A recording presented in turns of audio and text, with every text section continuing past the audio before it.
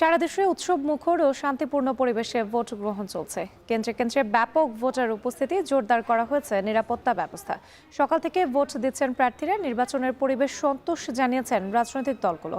জয়ের ব্যাপারে আশাবাদী বড় দুই দল। ভোট গ্রহণের সবশেষ খবর জানাতে গুলশান থেকে যুক্ত হচ্ছেন জাওয়াদ মাহমুদ।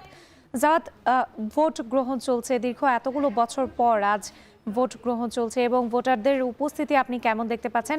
যারা ভোটাররা রয়েছেন, বঞ্চিত যারা ভোটার, অর্থাৎ বিগত বছরগুলোতে যাদের ভোট দেয়া হয়ে গেছে এমনটি আমরা শুনতে পেয়েছিলাম, তারা কি বলছেন আসলে? ধন্যবাদ। আপনি যেমনটি বলছিলেন যে উৎসব মুখর পরিবেশে নির্বাচন হচ্ছে, ভোট গ্রহণ চলছে। আমরাও গুলশানে যেই কেন্দ্রটির সামনে আছি, গুলশান উচ্চ মাধ্যমিক স্কুল অ্যান্ড কলেজ, এই কেন্দ্রটি, এখানেও আমরা সকাল থেকে যেহেতু 7:30টায় ভোট গ্রহণ প্রক্রিয়া শুরু হয়েছে, তখন থেকেই ভোটারদের একটি দীর্ঘ সারি আমরা দেখতে পাচ্ছি। এবং আপনি জানেন যেহেতু গুলশান একটি অভিজাত এলাকা, সকালে একটি ভিড় থাকলেও যদি এখনও কিছুটা ভিড়ের যে পরিমাণ সেটি কমেছে। এবং যারা এই অঞ্চলের ভোটার রয়েছে তাদের সাথে কথা বলছি, তারা বলছেন যে এটি স্বভাবতই বেলা গড়ানোর সাথে সাথে এই কেন্দ্রে ভোটারদের উপস্থিতি আরও বাড়বে।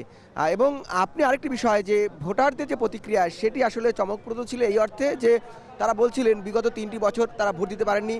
তারা কেন্দ্রে আসলেও তাদেরকে বলা হয়েছিল যে তাদের ভোটটি দেওয়া হয়ে গিয়েছে, এবং তারা এটিও বলছেন যে দিনের ভোট তারা রাতে হয়েছে ফলে তাদের যে ভোটাধিকার, নাগরিক মৌলিক অধিকার, সেটি হরণ করা হয়েছিল। এবং এই এত বছর পর, অর্থাৎ 1.5 দশকের বেশি সময় পর তারা এই যে ভোট দিচ্ছেন 3টি নির্বাচনের পরে, সেটি তাদের কাছে বলছেন একটি উৎসব, বা এটি তারা অনেক সময় ঈদের সাথে তারা তুলনা করছেন এবং বলছেন যে তারা একটি ভোটের ঈদ যেমনকে তারা পালন করছেন, এই ভোটকেও সেভাবে উৎসবে পরিণত করে তারা সেটিকে উদযাপন করছেন। এবং আমরা এখানে অনেক ভোটারের সাথে কথা বলেছি, ভোটার ছাড়াও যারা এখন ভোটার হননি এমন অনেক মানুষকে আমরা এখানে দেখেছি। কেউ তার ভাইয়ের সাথে এসেছে, কেউ মায়ের সাথে এসেছে, কেউ বোনের সাথে এসেছে।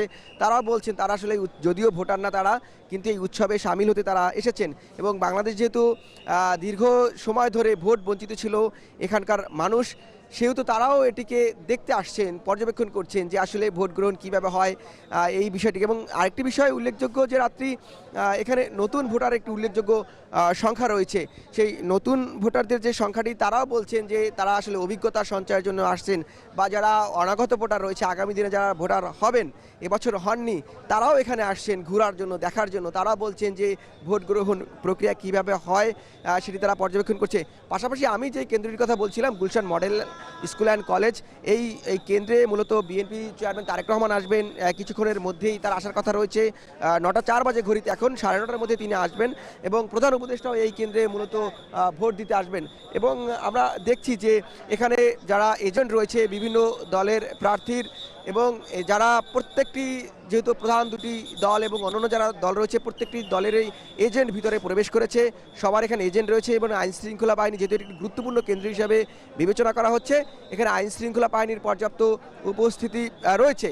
এছাড়াও এখানে আমরা দেখছি যে 5টি ভোট কেন্দ্র রয়েছে। এই কেন্দ্রের ভিতরে 5টি রয়েছে, 3টি পুরুষ ভোট কেন্দ্র রয়েছে এবং 2টি নারী ভোট কেন্দ্র রয়েছে।